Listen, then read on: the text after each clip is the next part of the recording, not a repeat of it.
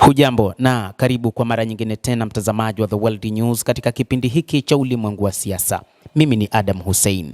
Shirika la habari la BBC la nchini Uingereza limetoa taarifa kupitia tovuti yake kwamba Donald Trump, rais wa Marekani, ametishiwa kuuawa kwa mafumbo kupitia televisheni ya Iran baada ya meli ya kivita ya kubeba ndege ya Abraham Lincoln kuingia katika eneo la operesheni la CENTCOM Mashariki ya Kati.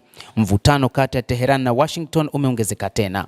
Pande zote mbili zimekuwa zikionya mara kwa mara kuhusu madhara ya shambulio lolote.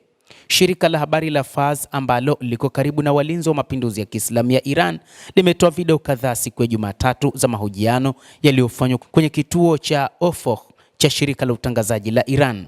Katika mahojiano hayo, Mostafa Khoshestem, mhadhiri wa chuo kikuu na mgeni kwenye kipindi hicho, anaelezea hali ya usalama nchini Iran baada ya kuuawa kwa waandamanaji wengi.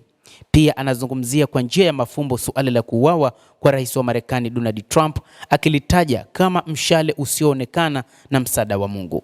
Donald Trump alisema katika mahojiano ya televisheni wiki iliyopita kwamba ataifuta Iran kabisa kwenye uso wa dunia endapo kutakuwa na jaribio lolote la kumuua.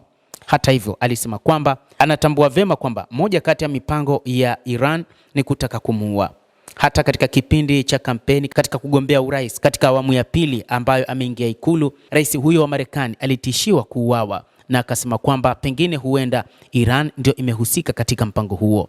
Ikumbukwe, moja kati ya makamanda wakuu wa Iran waliuawa nchini Iraq, Qasim Suleiman, aliuawa kupitia shambulizi lililofanywa na Marekani, shambulizi ambalo lilidaiwa kwamba lilitekelezwa kupitia mamlaka ya rais wa Marekani Donald Trump katika awamu yake ya kwanza. Hii ilifanya Iran kuhuzunika, na baadhi ya wachambuzi wakisema kwamba huenda Iran iliapa kulipiza kisasi dhidi ya kifo cha Qasim Suleiman, na ndio maana mara kadhaa ilionekana hata katika kipindi cha kampeni cha urais wake Donald Trump aliwahi kurushiwa risasi ikimkosa katika sikio lake. Hii si mara ya kwanza kutangazwa katika vyombo vya habari vya Iran, lakini mara kadhaa ilikuwa ikielezwa, ambapo baadhi ya wachambuzi wakisema kwamba ni propaganda za watu wa Magharibi kutaka kuonekana kwamba Iran inataka kufanya namna yoyote ya kutaka kumuua rais wa Marekani Donald Trump, licha ya kwamba baadhi ya wachambuzi wenyewe wanasema kwamba huenda Trump pengine akawa na namna ya kutaka kuwalenga baadhi ya viongozi nchini humo. Endelea kutufuatilia mtazamaji, lakini ni kusihi usisahau kulike, usisahau kucomment, kadhalika kusubscribe channel yetu hii ili upate habari hizi kwa mapana kupitia The World News. Mimi ni Adam Hussein, endelea kuwa nasi wakati wote, endelea kutufuatilia uweze kupata habari hizi kwa mapana kupitia hapa The World News.